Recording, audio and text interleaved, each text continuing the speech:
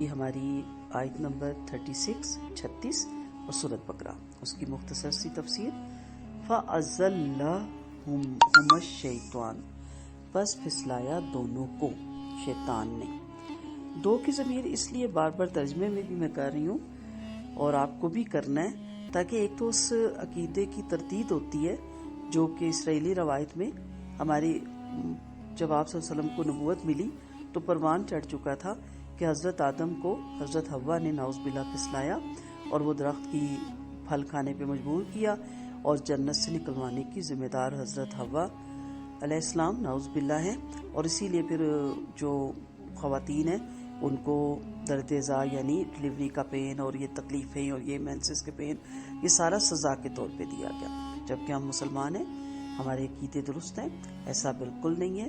یہ آدم کی بیٹی کے ساتھ اللہ نے لگا رکھا ہے اور یہ سارا گناہوں کا کفارہ بنتا ہے، اور اللہ نہ کرے کسی کو مینسز یا ڈلیوری یا پریگننسی یا نفاس میں موت آ جائے تو وہ سیدھا جنت میں جاتی ہے، اس کو شہید کا درجہ ملتا ہے، جبکہ ہندوازم میں کیا ہے کہ وہ چڑیل بن جاتی ہے۔ تو پڑھا ہے نا میں نے، سارا ہندوازم کے بھی پیپر دیے تو کو چڑیل بن جاتی ہے۔ تو آپ سوچیں کہ اسلام نے کتنی رسپیکٹ دی ہے۔ تو ہما دونوں کو پھسلایا۔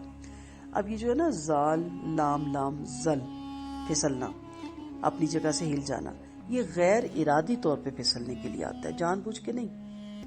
اب وہ دل میں الکا کرتا ہے بار بار، چلو دیکھ تو لیتے ہیں، چلو چکھ تو لیتے ہیں، چلو کھا تو لیتے ہیں، جب وہ انسان کرتا ہے تو وہ اس کے کنجے میں آ جاتا ہے، جان بوجھ کے یہ نہیں کیا جاتا، غیر ارادی طور پہ پھسلنے کے لیے آتا ہے۔ تو شیطان تو لگا ہی رہتا ہے کہ کسی طرح وہ آپ کو پھسلائے اور اس کے بعد پھر سائٹ پہ ہو جائے۔ انہا، اب کیا ہوا اس سے، فاخرجہما مما، نکلوا دیا دونوں کو اس میں سے، کس میں، کانا وہ فی، جو اس کے اندر تھے، کس کے اندر تھے، جنت میں۔ بڑا امپورٹنٹ جملہ دل پہ لکھ لیں، اللہ کی نافرمانی سے اللہ کی نعمتیں چھن جاتی ہیں۔ یہ اللہ تعالیٰ کی نافرمانی تھی، معصیت تھی، ان کی بات کو نعوذ باللہ ویلیو نہ دینا تھی، اور یہی چیز سبب بنتی ہے کہ آج سب کچھ ہے لیکن ہم بے سکون ہیں، ہم پریشان ہیں، ہمارے گھروں میں دکھ کے سائے ہیں، گھر گھر میں میتیں ہیں، گھر گھر میں رونا ہے۔ تو جب آپ دیکھیں کہ میرے گھر میں کوئی آزمائش آئی تو ضرور جج کریں کہ کہیں کسی جگہ اللہ کی نافرمانی تو نہیں کی۔ جیسے علماء بتاتے ہیں کہ بد نظری سے قوت حافظہ کمزور ہوتا ہے۔ اب آپ ڈرامہ دیکھ رہی ہیں، یہ بڑا گریسفل ہے، یہ بڑا سمارٹ ہے، میں تو اس کا کوئی ڈرامہ مس نہیں کرتی، آپ کی نعمتوں کا زوال شروع ہو جاتا ہے۔ آپ باہر نکلتی ہیں، بے حجابی میں نکلتی ہیں، 10 لوگ آپ کو دیکھتے ہیں، 10 پہ آپ کی نظر پڑتی ہے، نظروں پہ آپ پردہ نہیں کرتی، تو بد نظری ہوتی ہے، قوت حافظہ کمزور ہو جاتا ہے۔ امام شافعی رحمۃ اللہ علیہ نے اپنے استاد امام وقی سے قوت حافظہ میں کمی کی شکایت کی تو انہوں نے معصیت سے بچنے کی وصیت کی کہ اگر آپ چاہتے ہیں کہ آپ کو سبق یاد ہو، قوت آپ کی مضبوط ہو، اچھی باتیں آپ کو یاد رہیں، تو پھر آپ نے اللہ کی نافرمانی سے بچنا ہے۔ قول ہے، اے طالب علم گناہوں سے بچ جاؤ، کیونکہ علم اللہ تعالیٰ کا نور ہے اور اللہ تعالیٰ کا نور کسی گناہ گار کو عطا نہیں کیا جاتا، اس لیے بد نظری سے پرہیز کریں۔ بد نظری سے پرہیز کے 2 انعامات ہیں۔ اب یہ بد نظری شہوت کی نظر سے بھی ہو سکتا ہے، لالچ بھی ہوتا ہے، طمع بھی ہوتا ہے، حسد بھی ہوتا ہے، تو تجسس، ہر طرح سے آنکھیں گاڑی رکھنا کہ ہمیں کوئی چیز مل جائے۔ پہلا نقصان ہے، پہلا انعام ہے اس سے بچنے کا، ہر نگاہ کی حفاظت پہ اللہ تعالیٰ کا دیدار نصیب ہوگا، اللہ ہم سب کو اس میں شامل کرے، آمین۔ پھر ایسی آنکھیں قیامت کے دن رونے سے محفوظ رہے گی، اللہ تعالیٰ ہمیں قیامت کے دن اپنی حفاظت میں لے لینا۔ نبی کریم صلی اللہ علیہ وسلم کا ارشاد ہے کہ ہر آنکھ قیامت کے دن روئے گی سوائے اس آنکھ کے جو خدا کی حرام کردہ چیزوں کو دیکھنے سے بند رہے، اور وہ آنکھ جو خدا کی راہ میں جاگی رہے، اور وہ آنکھ جو خدا کے خلاف سے رکے رہے، ٹھیک ہے، اور خدا کے خوف سے بھی روئے، گویا اس میں مکھی کے سر کے برابر ہی آنسو کیوں نہ نکلیں۔ تو اس ساتھ ہی ایک ضمنی سی بات آ گئی کہ اب دیکھیں کتنے خوبصورت جگہ پہ وہ رہ رہے تھے اور شیطان نے وسوسہ ڈلوایا، اور جب انہوں نے نافرمانی ان سے ہو گئی، بھول ہو گئی، ہم پیغمبروں کے بارے میں نعوذ باللہ گناہ نہیں لفظ یوز کر سکتے، بھول ان کی ہوئی، تو اس کا رزلٹ کیا نکلا، اللہ نے ان کو وہاں سے نکلوا دیا۔ وَقُلْنَا اهْبِطُوا بَعْضُكُمْ لِبَعْضٍ عَدُوٌّ، ہم نے کہا، کس نے کہا، اللہ نے، کن کو، آدم علیہ السلام کو اور حوا کو، اور تمام شیطان کو اور تمام وہ مخلوق جو اب زمین میں بسائی جانی تھی نیچے اتر جاؤ. اہبطوا ہوتا ہے کسی دوسرے مقام سے آ کر رہائش پذیر ہونا، بلندی سے نیچے اترنا.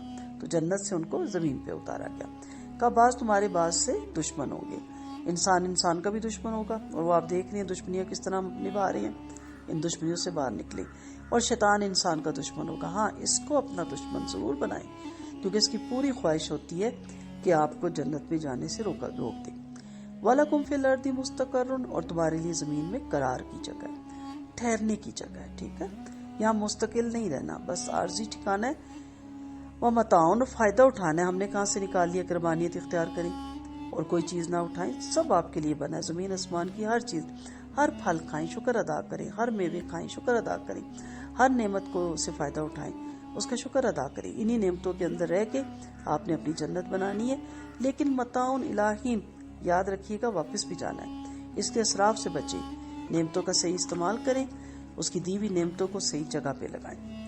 اب خلاصہ کیا یہاں سے نکلتا ہے کہ ممنوعہ اور ناجائز امور سے بچنے کے لیے مشتبہ اور شک اور شبہ کی چیزوں سے بھی پرہیز کرنا ضروری ہے. ٹھیک ہے، گزارا ہو جاتا ہے نا، پروفٹ کے بغیر بھی ہو جاتا ہے. جن کے پاس نہیں مال ہوتا، صبح ریڑھی لگاتے ہیں، رات کو روٹی کھاتے ہیں. جی وہ بھی رہی ہے نا، پرندوں سے سیکھ لیں، خالی ہاتھ نکلتے ہیں اور پیٹ بھر کے گھر لوٹتے ہیں. دوسری، اللہ تعالیٰ کے احکام سے سرتابی کرنے یا خلاف ورزی کرنے سے انسان در حقیقت خود اپنا نقصان کرتا ہے، اللہ کا کچھ نہیں جاتا. مطلوب بارگاہی لا ہوتا ہے، اللہ تعالیٰ کے غضب کا اپنے آپ کو خود شمار کرتا ہے. تیسرا، شیطان کے مکر و فریب اور اغوا کے اسباب بے انتہا ہیں. شیطان انسان کا دشمن ہے اور ہر طریقے سے شیطان کو بہکاتا ہے. اسے دشمن بنائیں پلیز. باقی دشمنیاں چھوڑیں، یہ ساس بہو کی اور درانی جٹھانی کی اور نند بھاوج کی، سے باہر نکلیں. اصل دشمن ہے جس نے آپ کو اس جگہ پہ لا کھڑا کیا ہے. اور چوتھی، پیغمبر بھی شیطان کے مکر و فریب سے معمون نہیں تھے. انہوں نے بھی اللہ سے دعا مانگی. بہت سی دعائیں ہیں جو اعوذ باللہ من الشیطان الرجیم بھی اور ہمزاتی من الشیطان، یہ آپ کو کتابوں میں مل جاتی ہیں. پیغمبروں کی مانگی ہوئی یہ دعائیں ہیں. تو اس لیے کسی شاعر نے خوب کہا کہ تم گناہوں پہ گناہ کیے جاتے اور جنت کے طالب ہو. کیا تم بھول گئے ہو کہ تمہارے باپ آدم علیہ السلام کو محض ایک ہلکی سی بھول پر جنت سے نکال دیا گیا؟ وہ کل والے لیسن کو آپ یاد رکھیں.